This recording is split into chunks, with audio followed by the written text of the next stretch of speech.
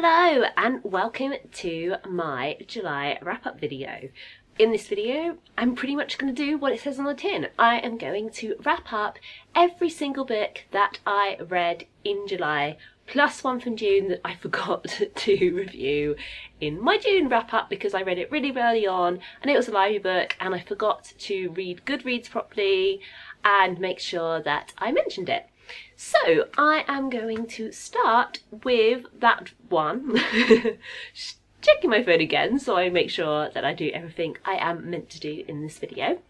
And so that book was The House of Secrets by Sarra Manning, and I was really annoyed at myself for forgetting to mention it in my June wrap-up because I enjoyed it so much. So The House of Secrets is kind of a split time narrative, so part of it follows the point of view of a woman in the 1930s and part of it follows the point of view of a woman pretty much now. And what they both have in common is that they've both recently had miscarriages, and I am not, shall we say, maternally inclined. At this point in my life, I am fairly certain that I don't want to have children. When I imagine my future, I don't really imagine children being in it. You know, I'm open to this changing at some point in the future, but I'm pretty much sure I'm on the side of no. And so I don't generally pick up books about women who want to have kids or that feature children in a large role. You know, I don't read books about single mums, for instance. That is pretty much something that I have no desire to read about at all. It's just a no from me.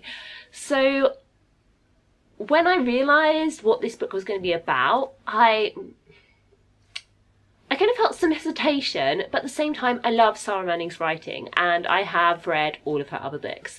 So I decided to carry on, and I was pleasantly surprised. I actually felt, you know, when a character wants really different things from what you want, but you can still find yourself relating to them because the author is just that good. That was the case here. I was just, yeah, I just really felt their pain and their longing. And I think it helped that both of them had other things going on in their lives, other hopes and ambitions and wants and personalities that were separate from their desire to have children. Because sometimes when I have found this come up in a book or a story, it's all the woman's personality. That's literally all she is wanting to have kids. Whereas the women in this story, they did really want to have children. They wanted a child in a way that was painful and really difficult for them. They felt the incredible loss from their miscarriages, and they really hurt. They really hurt, but it wasn't all they were. They were still capable of feeling for other people. They didn't block out the world. They carried on with life and their jobs. And so ultimately I found them to be really relatable, and, you know, I felt their pain, and that was incredible. That was incredible.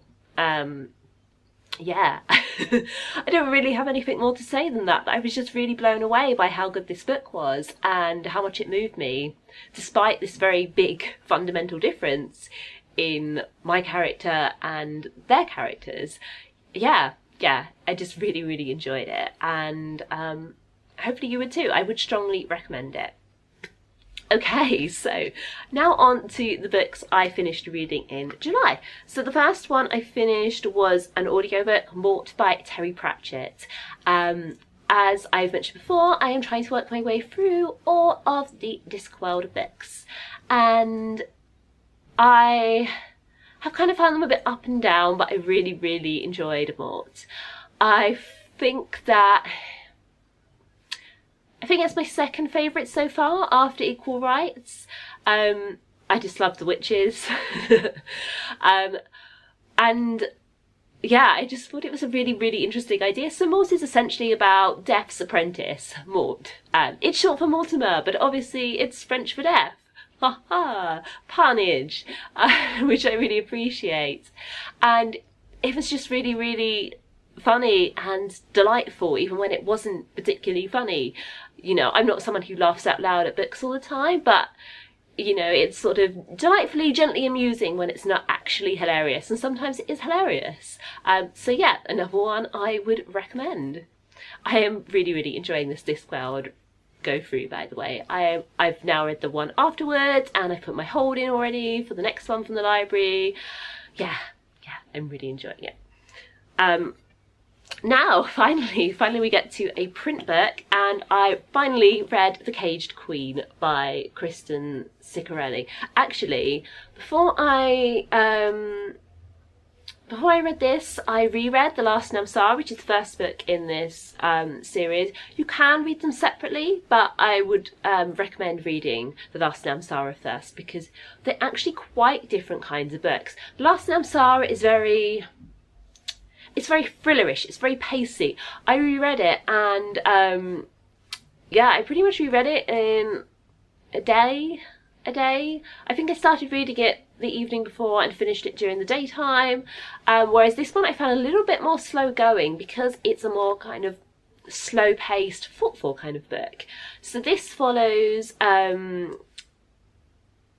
the new wife of Asher from the first book's brother, and kind of goes into her history and her point of view and how she's finding things to be very frustrating and difficult. And it's very difficult to talk about this without spoiling The Last Namsara. Read The Last Namsara, it's incredible.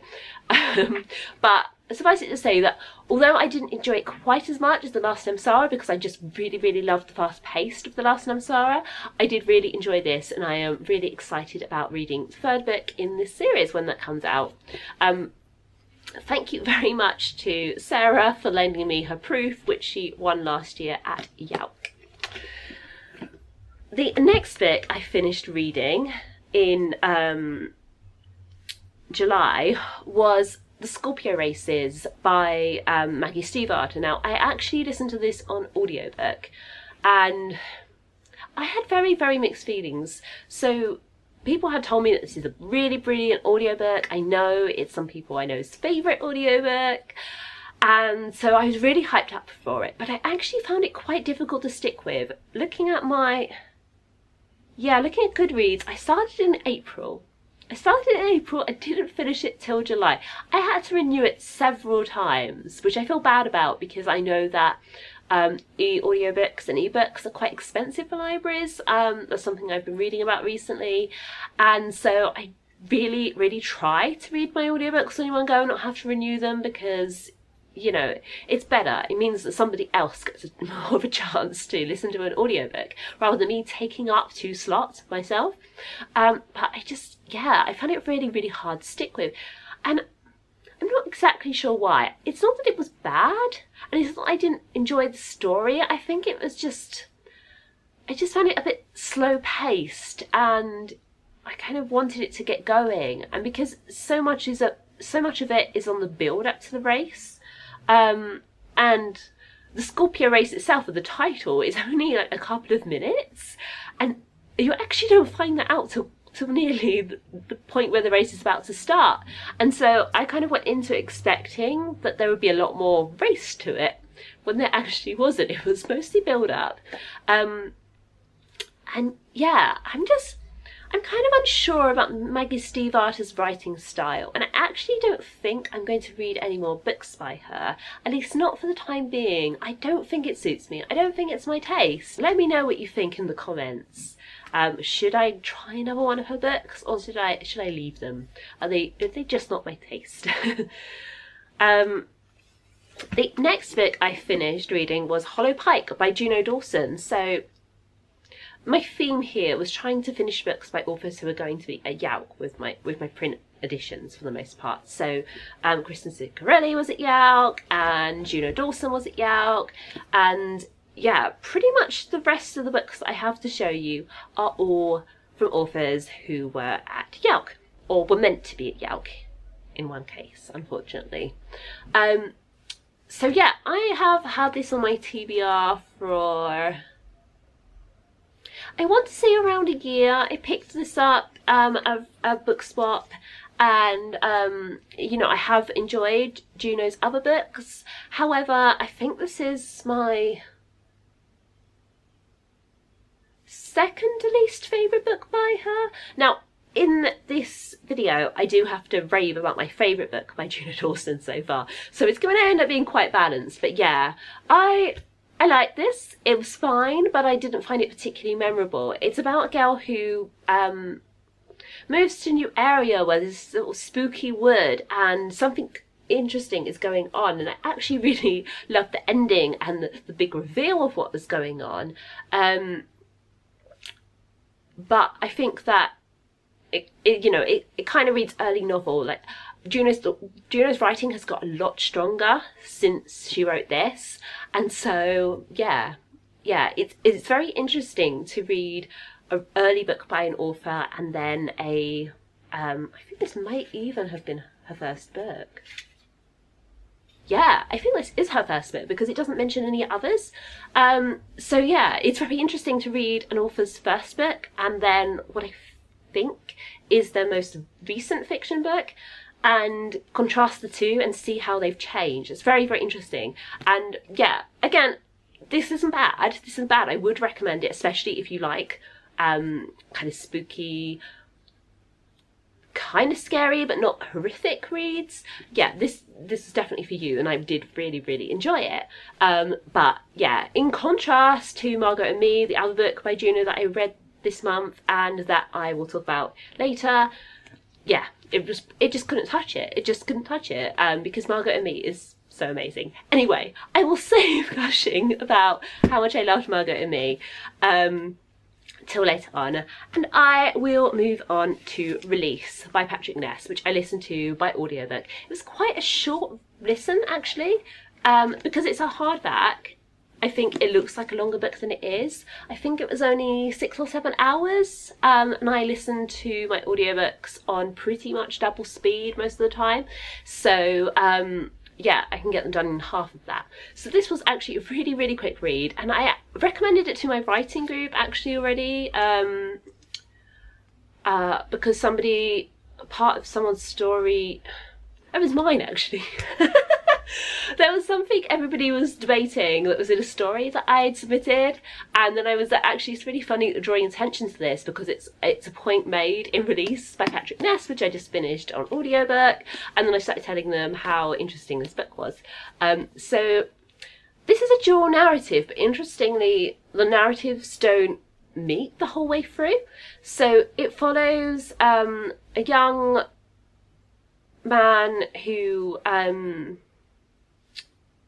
he's from an evangelical Christian family in the US, and he's gay, and he knows that they won't really understand him being gay, but then his brother does something that is almost equally as outrageous as being gay in his family, and that kind of makes the dynamic shift in a way that's interesting and explored really well. And then the other narrative follows a girl who was killed, who kind of wakes up, but it's kind of partly her and then partly this sort of kind of fairy queen being who is kind of inhabiting her body and keeping her alive and allowing her to move through the world, but the two personalities haven't really melded. They're sort of separate but in the same head. It's super interesting. It's really, really interesting. So I would recommend reading this. It's just, yeah, so much food for thought. So much food for thought. So the next book I finished reading was How Do You Like Me Now by Bourne. This is, I kind of can't believe I'm going to say this, but I am, the first book by Bourne that I have read. I actually did read this in the hardback as well. I didn't chicken out and get the audiobook, as I so frequently do with hardbacks that come into my possession. And this is one of those rare books that I am going to lend to a bunch of friends. I want to lend it to my sister, I want to lend it to my best friend, and I'm sure I will end up lending it to some other people. It's really, really readable. It's really, really interesting. There was some things that were not tackled with the depth that I might like, but actually I found that to be quite interesting, that the focus of the book kind of moves around, but then ultimately goes in one direction, because it made the main character seem very, very real.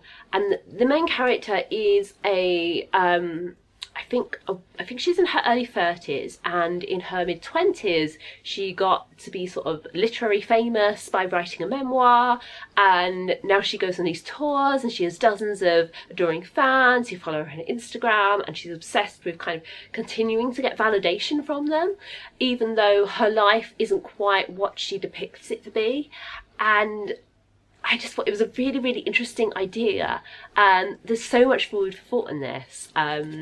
And yeah, I want to lend it to lots of people and hear their thoughts. Brilliant. Then I read The Loneliest Cow in the Universe by Lauren James. Oh, no I didn't. Wait, yes I did. Then I read The Loneliest Cow in the Universe by Lauren James. So, last month I finally completed the Next Together duology by reading Couple Last Beginning. Yes. So forgetting what books are called. It's good times when you've read so many books that you're struggling to remember all of their titles and keep them all straight. Anyway, I finished that duology, so I was really excited to read some of her other books, and she has a couple of sci-fi standalones out, which I have. I think I got this from the publisher Walker Bex, so thank you very much. And yeah, I was really, really excited to read this. So, The Loneliest Cow in the Universe is a thriller. I tried to say twist. It's a thriller with a big twist. That's also really quite emotionally resonant is what I'm going to say. So the main character of The Loneliest Girl in the Universe is quite literally the loneliest girl in the universe. She's the only girl left alive on board a ship. She's the only person left alive on board a spaceship that's kind of headed off to start Earth 2. And she wasn't meant to be this way. She was actually the result of a pregnancy between a man and a woman who were supposed to be the caretakers of the ship, and there were lots of other people on the ship at that time, but they were sort of in stasis, and the caretakers were supposed to make sure the ship got to a certain point and they would go into stasis and another pair would take over. However, the woman in the pair got pregnant, and so she kind of argued her case with NASA and got to stay awake to bring up her daughter, except that something really terrible happened, and as a result, Romy, so many protagonists, so little time, Romy had to end up living for the last few years by herself, and this is incredibly good and really making you feel the intense loneliness and anxiety that she feels as a result of literally being by herself in a spaceship with no physical contact with other humans.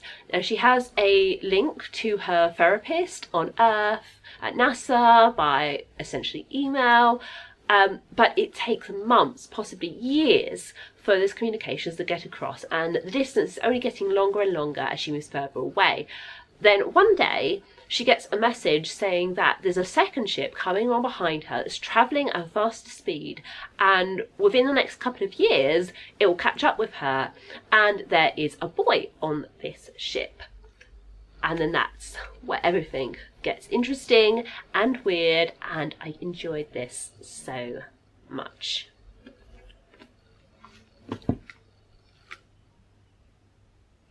Now, I'm excited because finally I get to talk about Margo Me, because we've reached the part in the story where I get to Margo and Me. I really enjoyed this. This is actually another sort of split narrative between the the past and the present, but not quite, because the present in this case is actually the 1990s. So the main character, the meat of the story, again, I had to double check her name, Fliss, short for Felicity. She's a teenage girl in the 90s who moves to the countryside to live with her grandmother so that her mum can recover from cancer. And she does not like her grandmother, Margot, until she discovers Margot's secret diary from when Margot was a teenager during the Second World War. And so you kind of get this, it has this kind of split narrative effect, except that because it's a diary, the 1990s character can actually react to the Second World War characters' thoughts, feelings and actions. And I just loved it. I loved the 90s references, I loved the historical setting at the same time, and it was brilliant. I think this has absolutely got to be my favourite book by Juno so far, and I hope she writes more like this, because I just loved it. In fact, I think, looking at the rest of my pile, I would go so far as to say that this was my favourite book read in July. I forgot to mention, I actually listened to the audiobook of this, which was also really good. I think it's the same narrator doing both parts, but she does very different accents for both characters, so you really get their personality, and I think that added an extra dimension to it, which I really, really appreciated. The next book I finished reading was another Lauren James. Having just finished The Loneliest Cow in the Universe, kind of around the same time, I think. Yeah, there was only 2 days between finishing The Loneliest Cow in the Universe and Margo and Me, and then another 2 days when I finished this. So it was my next print book, essentially. And yeah, I just really, really wanted some more Lauren James sci-fi. What you gonna do? So yeah, she was unfortunately the author who didn't make it to YALC because her dog was ill, unfortunately. So yeah, I got to, but I don't mind. I got to read this, and it was brilliant again. So The Quiet at the End of the World features basically the last 2 teenagers ever to be born. So the setup for this story is that on Earth, something happened to basically make every single person on the planet infertile, and so that from that point forward, the human race could only recreate from eggs and embryos that had already been frozen, essentially, and they managed to drag this out over a quite long period of time, but eventually they got to the point where there are only 2 left, and so they get brought up together, they're best friends, and they're being looked after by an increasingly ageing, dying population.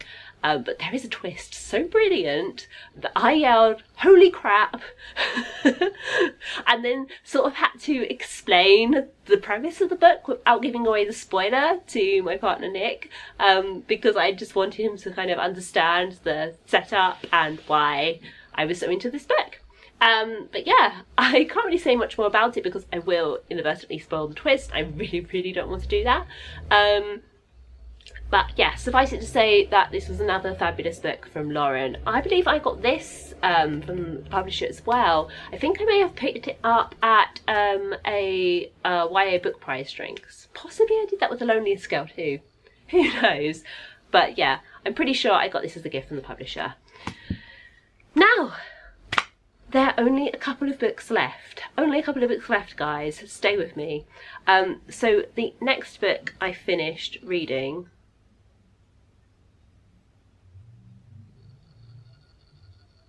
finished that in July. I don't know why it's showing up in August. Anyway, the next book I finished reading was The Accident Season. This is a proof that I got a book spot by Moïra Fowley-Doyle, and I think I have found a new must-read author in Moïra Fowley-Doyle, because she has so many things in her books that I like. You know, she mentions what clothes characters are wearing. There are a lot of parties. I am partway through her follow-up the spellbook of the Lost and Found, which I'm really, really enjoying because it has all of these elements again. The only thing that I found a little difficult, and I'm finding the same thing with the spellbook of the Lost and Found, is that there are quite a lot of characters in her books, and I did struggle a bit to keep them all straight, but I kind of consider that to be a bit of a mental exercise that I need to complete on my part. And I think a problem I had with this is that because I had it as my workbook for a couple of weeks, I was leaving it at work and only reading it at lunchtime, and not every lunchtime, because sometimes I have other things that I do at lunchtime instead of reading. So I was reading it in a very disjointed way, and so I think that didn't help me keeping all the characters straight.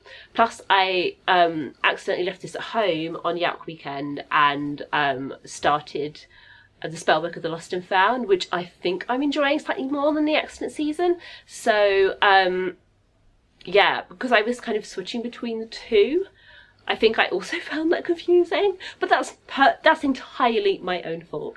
Why would I do that? That is just daft. I should have started reading a book by a different author to carry around. But the trouble was, I only had 2 books left in my YALC TBR at that point, and the other one was non-fiction, which I did, despite all my Goodreads is telling me right now, finish on the last day of July. This book is Gay by Juno Dawson. This is a non-fiction book basically about being LGBT+. I just had to check I said the acronym right. For some reason I was convinced I hadn't. Yeah, so I wanted to keep this at home because I prefer reading non-fiction at home and being able to read it while I have meals, essentially. And I enjoyed this. I think it is a little dated in the sense that now I think if it was being written, the author would probably be putting a bit more in about trans issues, because this was written before the author came out as trans. And also it kind of touches on asexuality but doesn't really go into it or refer to it really much again after the first explanation of what asexuality is. So yeah, I liked it, but I think, yeah, I would be interested to read the current edition, because obviously a new edition was published after Juno came out as trans, and so I wonder if any more was added to it, because this is the original edition that I got at a book swap. So yeah, I don't know, but I'm interested to find out. And I do think this is still quite a good primer for teenagers. It's written in a very accessible tone. It's funny. It has these really great illustrations. Let me find an example. There you go. Yeah, I really enjoy the illustrations in this. So yeah, I do think it's a good book. I think it's a school library essential. I think all school libraries should have this, at least a couple of copies on hand, really. But yeah, an updated version would be brilliant. Be brilliant if it exists. It may exist already, as I say. So that's the end of my July wrap up. My hair is getting in my eyes again. What is going on? No. There we go. Thank you very much for watching. Please give this video a thumbs up if you enjoyed it. Subscribe to me if you'd like to see more from me. Let me know what you think about me reading any further books by Maggie Stiefvater. Should I not? Your opinions will be much appreciated. If you would like to read more books but don't know where to start, I feel like you can consider me pretty much an expert on reading a lot of books, because yeah. And this is just all the print ones. I finished 2 more audiobooks on top of this. And I would recommend you check out my free e-course, Ignite Your Passion for Reading, Fall in Love with Books, because that goes through how to find books that you will love and make the time to read them. And as I say, it's completely free. Check out the link in the description. That's all from me for now. You'll see me again soon. Bye!